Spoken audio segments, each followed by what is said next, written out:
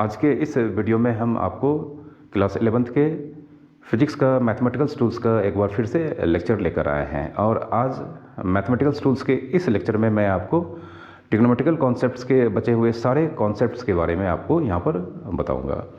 तो वीडियो को आप शुरू से आखिरी तक बिना स्किप करके ज़रूर देखेंगे और जितने भी फैक्ट्स और कॉन्सेप्ट्स आज मैं इस लेक्चर में आपको बताऊँगा, इसके सारे कॉन्सेप्ट्स के नोट्स आप अपने नोटबुक में ज़रूर बनाएंगे।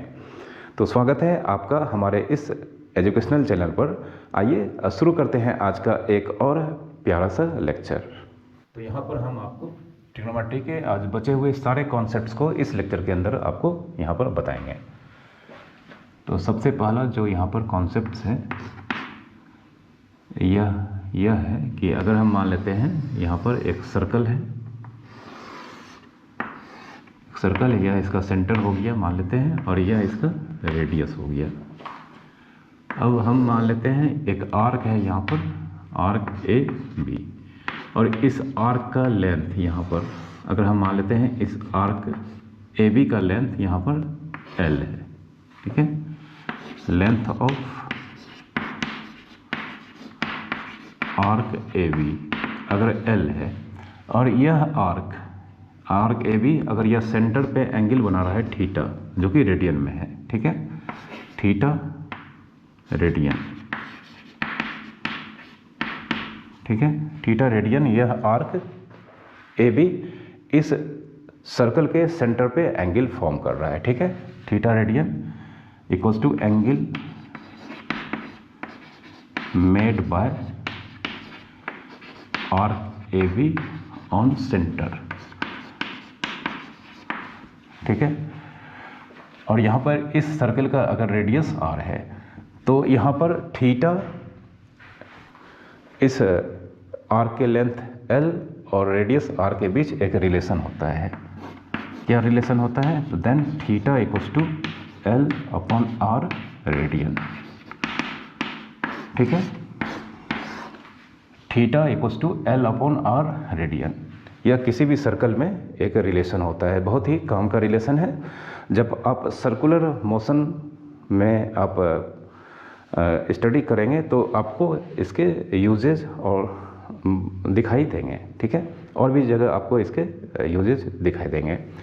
तो इस रिलेशन को आपको याद रखना है। Theta equals to L by R, L यहाँ पर यह करस्पॉन्डिंग आर्क का लेंथ को रिप्रेजेंट करता है, आर यहाँ पर सर्कल के रेडियस को रिप्रेजेंट करता है, और यह थीटा यह आर्क जो सेंटर पे एंगल फॉर्म करेगा उसके वैल्यू को रिप्रेजेंट करता है, ठीक है। तो इसको आपको याद रखना है। दूसरा जो कॉन्सेप्ट है यहाँ पर, अगर थीटा वेरी स्मॉल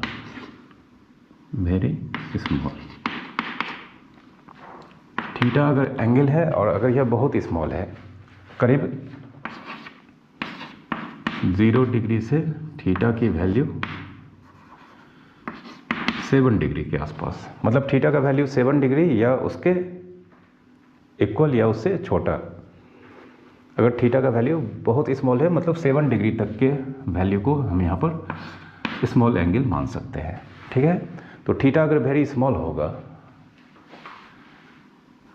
थीटा अगर वेरी स्मॉल होगा तो सबसे पहला यहाँ पर sine theta equals to theta होगा। थीटा अगर बहुत ज़्यादा स्मॉल होगा तो साइन थीटा के बराबर होता है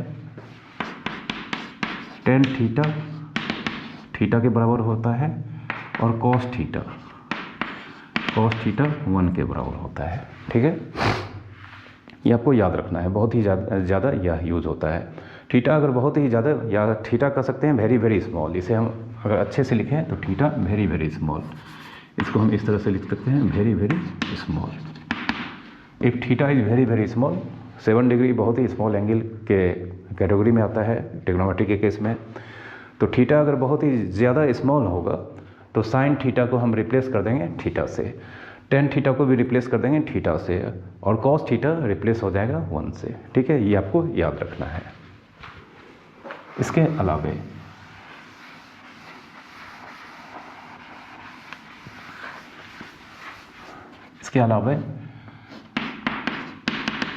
sine minus theta minus sine plus theta होता है, ठीक है। उसी तरह से कॉस माइनस थीटा या कॉस थीटा ये होता है। Sine minus theta minus sine theta होता है, cos minus theta cos theta होता है। इसके एग्जांपल मैं अभी तुरंत आपको दूंगा। And tan minus theta minus tan theta होता है, ठीक है। जैसे एग्जांपल, अगर हम मालूम करना चाहें साइन माइनस 90 डिग्री का वैल्यू कितना होता है, तो साइन माइनस 90 डिग्री को हम इस फॉर्मूला से माइनस को हम बाहर करेंगे और इसे लिखेंगे minus sine 90 degree, minus sine 90 degree. और माइनस को हम माइनस ही लिखेंगे और साइन 90 डिग्री का वैल्यू 1 होता है, तो साइन माइनस 90 डिग्री का वैल्यू माइनस 1 होगा, ठीक है। उसी तरह से अगर हम कॉस माइनस 120 डिग्री इसके वैल्यू को मालूम करना चाहें, तो cos minus theta cos theta ही होता है, तो कॉस माइनस 120 डिग्री को हम यहाँ पर कॉस 120 डिग्री ही लिखेंगे, क्योंकि cos minus theta cos theta के बराबर होता है। तो कॉस माइनस 120 डिग्री को हम यहाँ पर कॉस 120 डिग्री ही लिखेंगे। और कॉस 120 डिग्री आप जानते हैं -1/2 के बराबर होता है।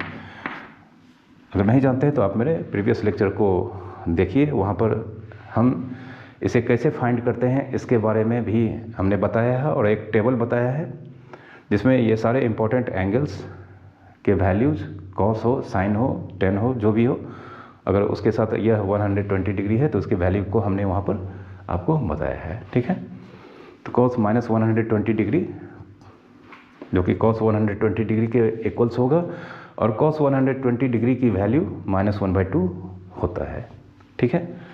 तो यह 3 फार्मूला आपको याद रखना है, यह भी याद रखना है। यह केस बहुत ज़्यादा फिजिक्स के प्रोस्पेक्टिव से यह बहुत ही ज़्यादा यूज होता है, ठीक है। अब हम यहाँ पर ट्रिग्नोमेट्री के कुछ बहुत ही ज़्यादा जो फार्मूला यूज होते हैं उसको यहाँ पर आपको बताने जा रहे हैं और यह कोड ट्रिग्नोमेट्री के फार्मूला के अंदर आता है। और एक चीज़ और अगर हम मान लेते हैं यह एक राइट ट्रायंगल है, यह एक राइट ट्रायंगल है, यह 90 डिग्री है, यह 4 है, यह 3 है और यह 5 हो जाएगा। यह 4 है, यह 3 है तो यह 5 होगा बाय पाइथागोरस थ्योरम से। तो इस कंडीशन में यह एंगल 37 डिग्री होता है, ठीक है। इस कंडीशन में यह एंगल 37 डिग्री होता है। तो जानते हैं यह 90 डिग्री है तो यह 37 डिग्री है, तो यह 90 माइनस 37 यह 53 डिग्री हो जाएगा, मतलब यह 53 डिग्री होगा, ठीक है। तो आपको ये याद रखना है यहाँ पर 3, 4, 5, 3 जिस साइड का लेंथ होगा उसके सामने का एंगल 37 डिग्री होगा, 4 जिस साइड का लेंथ होगा 4 यूनिट उसके सामने का एंगल मतलब उसका अपोजिट एंगल 53 डिग्री होगा और 90 के सामने का एंगल 5। जानते हैं हाइपोटेन्यूज ग्रेटेस्ट साइड होता है। तो यहाँ पर sine 37 degree, sine 37 degree sine theta P by H होता है, तो इस 37 डिग्री के लिए यहाँ पर पी 3 होगा और एच 5 होगा। इसी तरह से यहाँ पे cos 37 degree B by H होता है, तो 37 डिग्री के लिए यहाँ पर बी, ठीक है। इस ट्रायंगल में अगर हम इसका एक नाम दे दें ABC, तो यहाँ पर 37 डिग्री के लिए इस एंगल के लिए बेस AC होगा जिसका यहाँ पर लेंथ 4 यूनिट है, तो B बाय H होता है तो 4/5, ठीक है। And tan 37 degree, tan 37 degree P by B होता है, तो 37 डिग्री के लिए P यहाँ पर 3 होगा और B 4 होगा, तो इस तरह से इसका वैल्यू 3/4 होगा, ठीक है। उसी तरह से 53 डिग्री के लिए साइन 53 डिग्री इस एंगल के लिए परपेंडिकुलर AC हो जाएगा, तो 4/5 एंड cos 53 डिग्री के लिए बेस आपका BC होगा और हाइपोटेन्यूज तो फिक्स ही रहता है, तो B बाय H मतलब 3/5 होगा एंड tan 53 डिग्री इसकी वैल्यू फिर से हम यहाँ पर इस एंगल के लिए P बाय B मीन्स 4/3, ठीक है। तो यह एक स्पेशल केस है फिजिक्स में, यह 37 डिग्री और 53 डिग्री कि बहुत सारे न्यूमेरिकल्स आपको मिलेंगे। तो इसे आपको याद रखना है, ठीक है।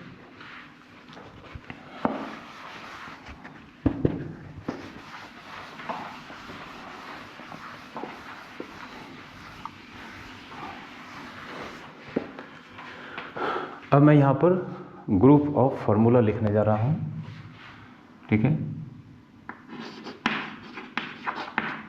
ग्रुप्स ऑफ फॉर्मूले,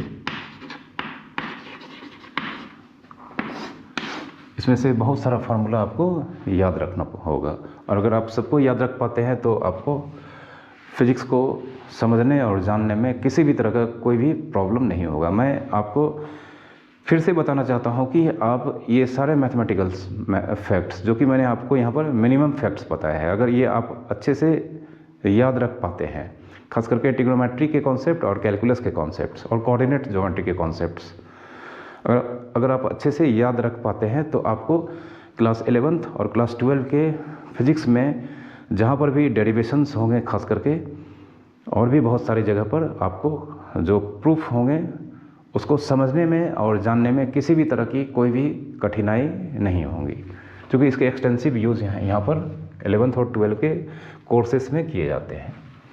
तो यहाँ पर पहला ग्रुप है साइन, पहला ग्रुप में आपका पहला नंबर का फार्मूला है साइन ए प्लस बी।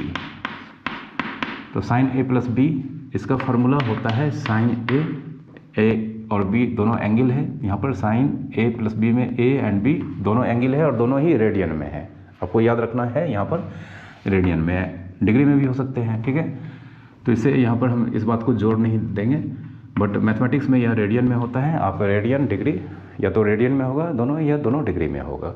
तो रेडियन को डिग्री और डिग्री को रेडियन में किस तरह से कन्वर्ट करता है, मतलब करते हैं, हमने आपको बताया है। तो साइन ए प्लस बी का फार्मूला होता है sine A into cos B plus cos A into sine B, ठीक है। दूसरा, अगर यही कॉस ए प्लस बी होगा,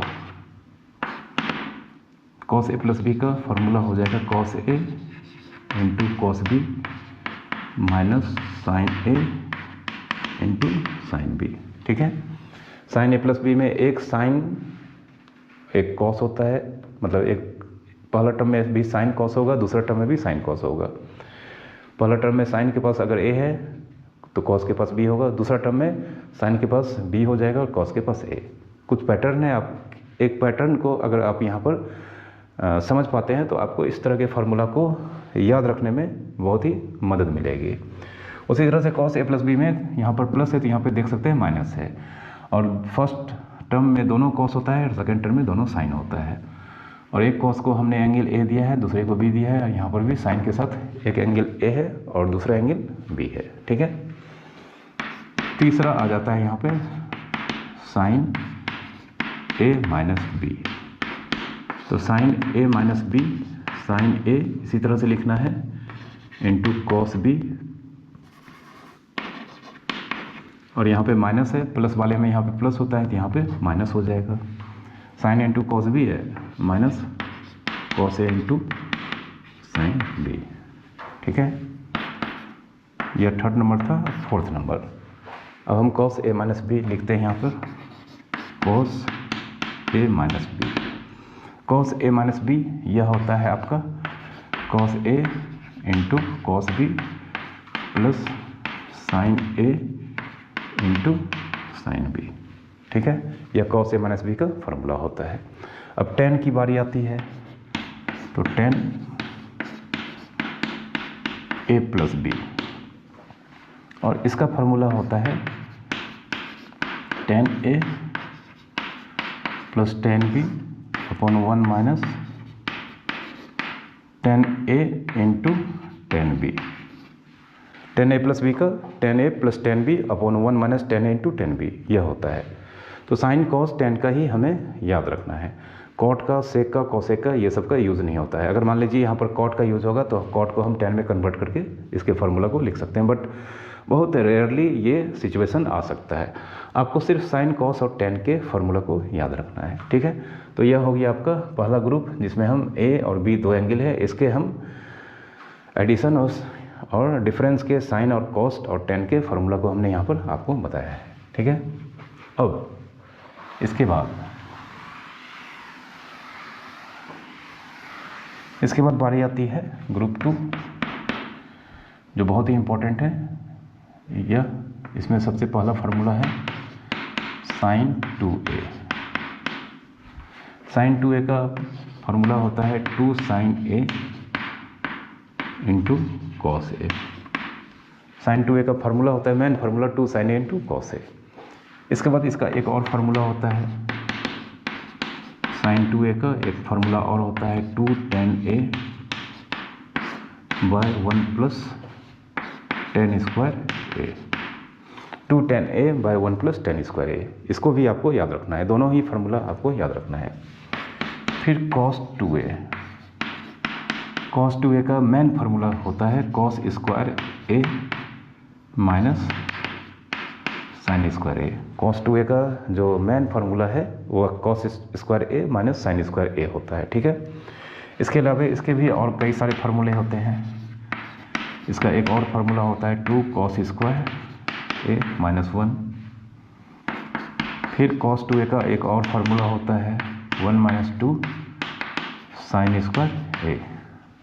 cos 2a का जो भी फार्मूला का ग्रुप है सबसे ज़्यादा यूज होता है, आपको ये मालूम होना चाहिए। तो cos 2a का 2 cos स्क्वायर a माइनस 1, फिर cos 2a का 1 माइनस 2 साइन स्क्वायर a, और एक और फार्मूला होता है cos 2a का 1 minus tan square a by 1 plus tan square a। ठीक है, तो cos 2a का इतना सारा फार्मूला होता है, और यह सारा फार्मूला ही आपको फिजिक्स में कहीं न कहीं यूज होता हुआ मिलेगा। ठीक है, cos 2a। अब यहाँ से 2 cos स्क्वायर a, इसका भी फार्मूला होता है, मतलब 1 plus cos 2a, 1 plus cos 2a, इसका फार्मूला हो जाता है यहाँ पर 2 cos स्क्वायर a। उसी तरह से 1 minus cos 2a, 1 minus cos 2a, इसका फार्मूला हो जाता है 2 sine square a, 2 sine square a। ठीक है, तो यह cos 2a का ग्रुप हो गया। इसके बाद हम आते हैं tan 2a। tan 2a, तो tan 2a का फार्मूला होता है 2 tan a by 1 minus tan square a। ठीक है, tan 2a का formula 2 tan a upon 1 minus tan square a होता है, ये आपको याद रखना होगा। ठीक है, 2a के बाद हम आते हैं 3a के फार्मूला को ग्रुप में।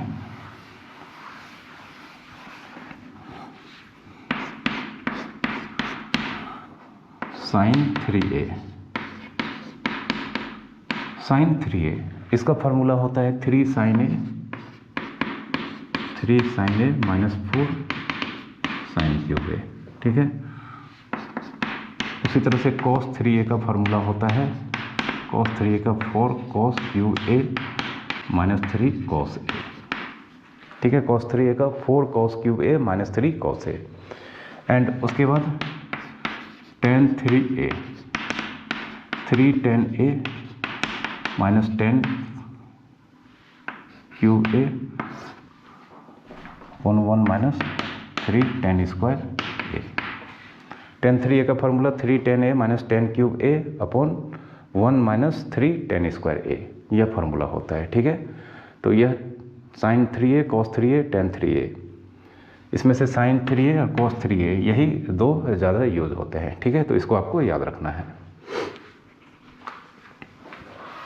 फिर इसके बाद फोर्थ ग्रुप,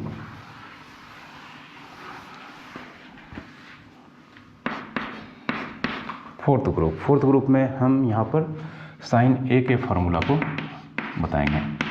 तो साइन a का फार्मूला होता है 2 into sine a by 2 into cos a by 2।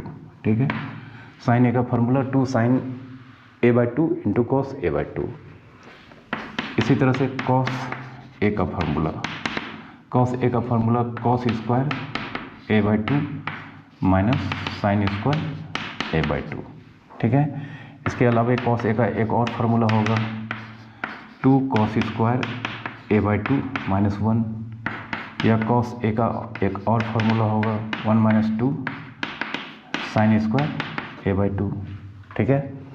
और tan a का फार्मूला, आप सिर्फ इसी को याद रखें काफ़ी है, ज़्यादा अगर हम बताएंगे तो वह मैथमेटिक्स में यूज़ होता है, बट फिजिक्स में ये सारे फार्मूला यूज़ होते हैं, ठीक है। इसी से एक और फार्मूला निकल जाएगा, हम 1 को अगर इधर भेज देंगे तो 1 प्लस कॉस ए, इसे हम लिख सकते हैं 2 कॉस स्क्वायर ए बाई 2 और 1 माइनस कॉस ए, इसे लिख सकते हैं 1 minus cos A 2 sine square A by 2, ठीक है। 1 प्लस कॉस ए को 2 cos square A by 2 and 1 minus cos A को 2 साइन स्क्वायर ए बाई 2 लिख सकते हैं, ठीक है।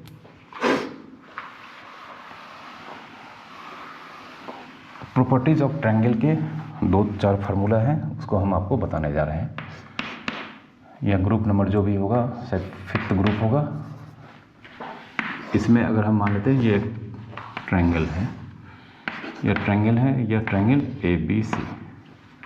तो बाय कन्वेंशन एंगल ए के अपोजिट साइड के लेंथ को रिप्रेजेंट किया जाता है स्मॉल ए से, एंगल बी के अपोजिट साइड के लेंथ को रिप्रेजेंट किया जाता है स्मॉल बी से, एंड एंगल सी के अपोजिट साइड को रिप्रेजेंट किया जाता है स्मॉल सी से। आपने ये मैथमेटिक्स में क्लास 10th में ये सब पढ़ा होगा, ठीक है। मतलब यहाँ पर बी सी के लेंथ को ए से रिप्रेजेंट किया गया है, ए बी के लेंथ को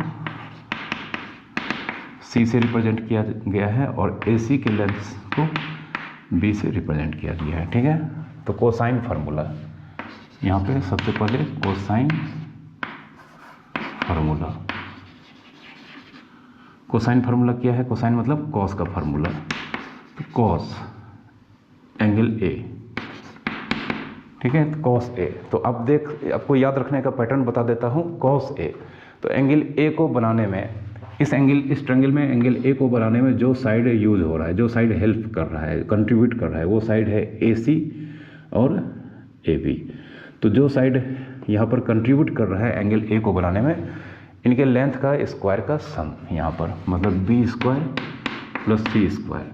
और जो साइड यहाँ पर कंट्रीब्यूट नहीं कर रहा है वह यह है, तो उसका length minus A square by 2, जो साइड यहाँ पर कंट्रीब्यूट कर रहा है ए सी और ए बी, इसका लेंथ का प्रोडक्ट, ठीक है। यह पैटर्न है cos A B square plus C square minus A square by 2 B C, ठीक है। उसी तरह से अगर हम कॉस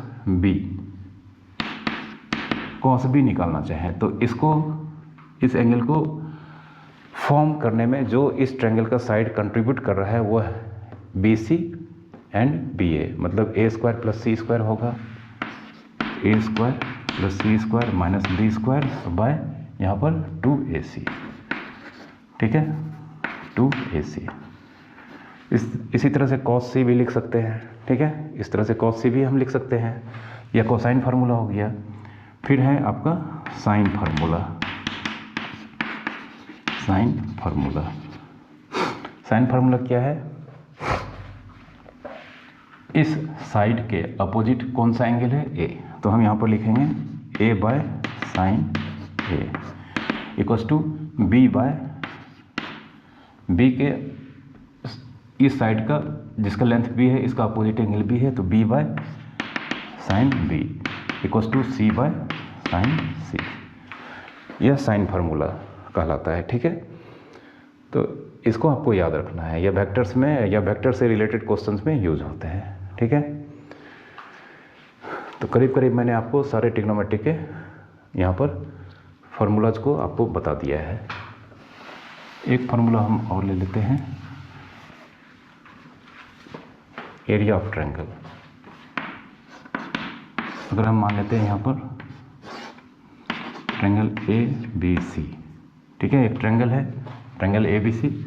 तो ए के अपोजिट साइड को हम ए से रिप्रेजेंट करेंगे, इसे बी से और इसे सी से।